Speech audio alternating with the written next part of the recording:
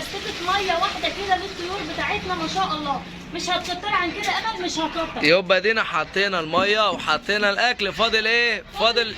على فكره يا جماعه احنا الطيور بتاعتنا هنعمل ايه؟ بنطلعها تاكل ونحبسها تاني في الاوض علشان اللي عنده طيور زي ما احنا بنعمل كده يا جماعه يشتغل معانا على كده. اللهم زد وبارك، بسم الله ما شاء الله.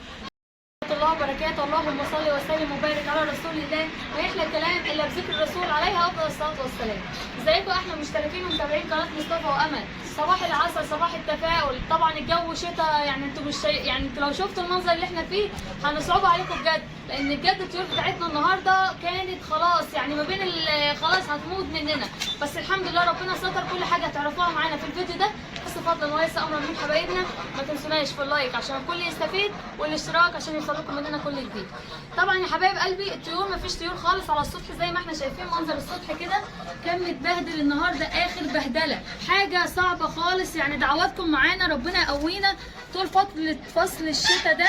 الجو صعب، الجو ما يستحملش ان انتوا تسيبوا طيورك كده. اهم حاجه بنقولها لحبايبنا ونصيحه مننا، يكون عندك اوضه تحبس فيها طيورك، تمام؟ الفيديو ده فيه كل معلومات مهمه جدا عشان برضو الكل يستفيد. هنتكلم معاكم عن كل حاجه، واللي عايز برضو يطمن على الطيور بتاعتنا ويشوف حصل لها ايه من الشتاء خليكم معانا لاخر الفيديو. يلا بينا نبص برضو نعمل الاكل ليهم الاول وبعد كده نفتح لهم يطلعوا معانا.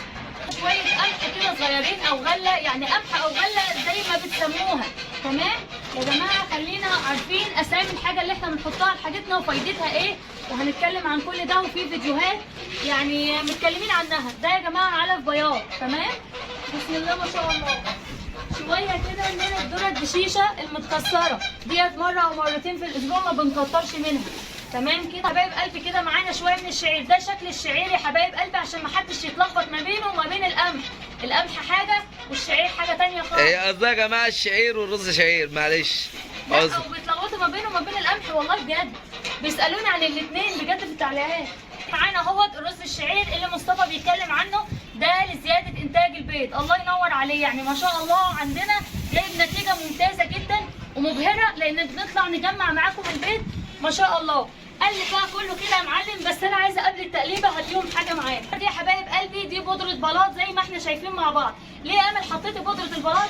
احنا شايفين الطيور بتاعتنا محبوسه، فطبعا ممكن يكون في عضعضه كلام في بعض. لا، بودره البلاط دي هتمسك ما شاء الله. لو عندك البيض بتاعك اللي هو بيبقى من غير قشر ده هيمسك معاك وهيبقى جميل وكالسيوم طبيعي. الله لو الحمام واقف يا جماعه مستني رزقه اهوت، وكله مستني رزقه والحمد لله. وادي طيوركم الجميله اهيت جوه، بسم الله الرحمن الرحيم. افتح يا عم.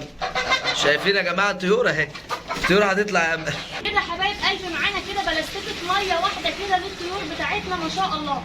مش هتكتر عن كده امل، مش هكتر. يبقى دينا حطينا الميه وحطينا الاكل، فاضل ايه؟ فاضل.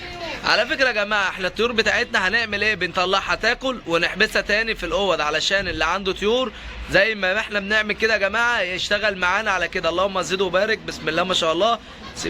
هي الطيور بتاعتكم كلها اهيت هتطلع بسم الله ما شاء الله، كله هيطلع ياكل دلوقتي.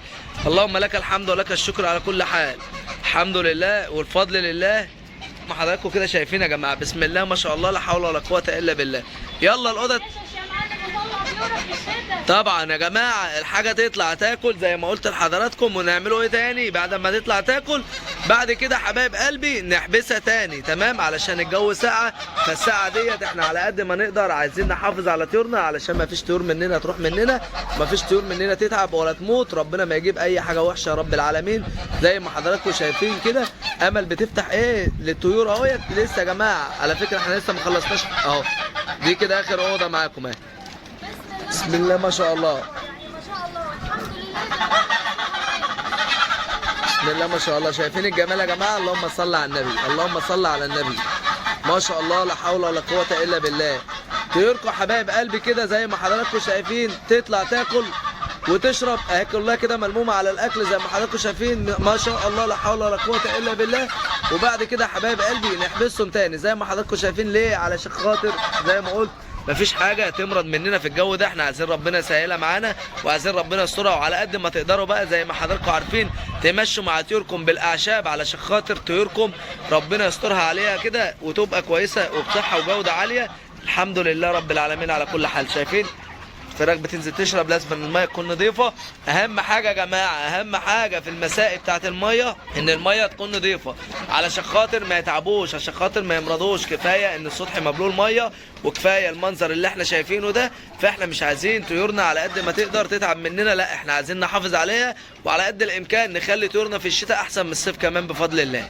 نحافظ عليها يا جماعه على قد ما نقدر بالاعشاب الطبيعيه. اغلي لهم شويه حلبه، اغلي لهم شويه كزبره خضراء من السوق في شويه ميه كده وحطها لهم ترفع مناعتهم. طبعا كل الوصفات والحاجات لرفع المناعه جايه لكم ان شاء الله في فيديوهات جايه، وهتشوفوا حاجات احسن واحسن مع وبنحضروا كده يا جماعه برضو معاكم ما شاء الله الدورات بتاعت رمضان باذن الله. هنجيب معاكم البط وبفضل الله هنجيب معاكم الفراخ البيضاء. استنوا معانا، اللي انتوا عايزينه هتلاقوه معانا ان شاء الله مع مصطفى وامل. كل حاجه هندخلها معاكم واحده واحده. خليكم معانا ما تروحوش معانا لبعيد علشان يا جماعه تستفيدوا من المعلومات اللي احنا هنطلعها لكم بفضل الله.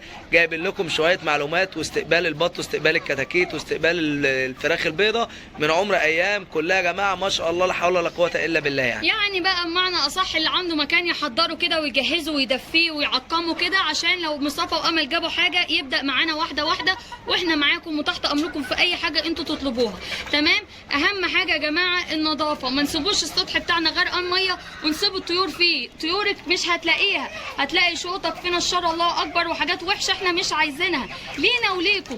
يعني احنا اول ما بنصحى من النوم حاجه زي كده، طبعا الدنيا بتشتي طول الليل، هنطلع الصبح اول ما النهار يطلع على طول تطلعي بقى تظبطي حالك. انت هتتعبي شويه بس عشان دي روح، ما ينفعش انت ذات نفسك ان انت تقعدي في مكان كله ميه او طينه.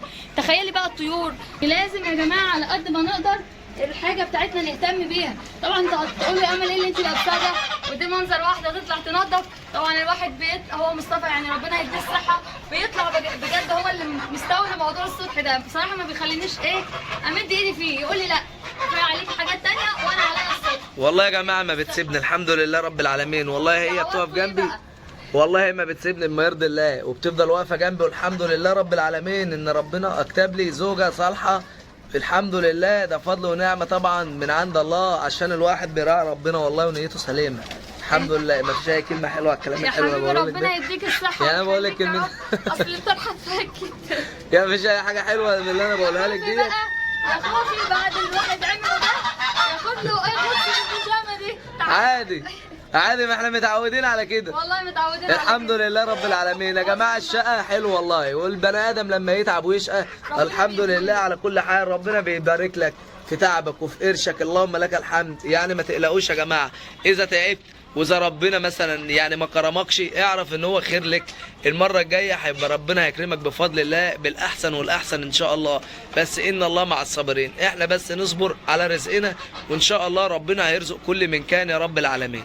يا جماعه الاوض اللي انتوا هتنيموا فيها الطيور بتاعتكم على الاقل خالص سقايه واحده بس تحطوا لهم فيهم شويه ميه، وما تكتروش. خلوا المكان اللي هم بيقعدوا فيه يكون ناشف، خلي الاوض تكون ناشفه زي كده يا جماعه. شايفين الاوض بتاعتهم اهيت، بصوا منايمين وفارشين ريشهم ومستقنيصين خالص.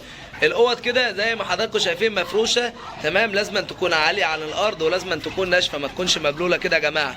تمام. الحاجه المبلوله ديت اهيت احنا بنطلعوهم بس عشان يتهوم وياكلوا ويشربوا، وبفضل الله هندخلهم تاني. ويا ريت يا جماعه لو الجو هوا جامد والجو ساقعه بلاش نطلع حاجتنا من الاوض، ونحافظ عليها ونخليها في الاوض متحافظه عليها علشان ما تيجيش تطلعها مره واحده من الاوضه يجي لها برد. احنا مش عايزين البرد ده، لا احنا عايزين على قد ما ربنا يسترها معانا كده اللي احنا نحافظ على طيورنا يا جماعه. ازاي يعني نطلعهم واحده واحده؟ انا عندي علشان البيبان زي ما حضراتكم شايفين سلك كده، فانا يا جماعه السلك بيدخل لهم هوا الحمد لله رب العالمين، فبتبقى واحده واحده. شايفين البيبان اهي كلها سلك. ليه انا عاملها سلك؟ عشان تهوي برضو في الاوض، وعلشان لما الطيور بتاعتي تيجي تطلع من على السطح ما تاخدش برد على طول وما تتأذاش مني ولا تتعب مني، يبقى ربنا يسترها علينا يا رب العالمين. صح. وزي ما حضراتكم كده شايفين معانا، اديكم شفتوا معانا، احنا قلنا نعمل معاكم الفيديو ده خفيف كده علشان الكل يستفيد يا جماعه. لو الجو الشتاء لو الجو ساقع نعمل نطلع حاجتنا ساعه زمن قدام عينينا، بعد الساعه ديت نحبسها تاني. صح. وعشان برضو اللي بيسأل، انا يا جماعه عايزه اطلع طيور على السطح من غير اوض وغير عشه ومن غير حاجه، لا غلط. طول فتره الشتاء دي على الاقل حاجه محكومه الطيور بتاعتك تنام فيها، يعني تقعد فيها بمعنى صح، تتدرى منها.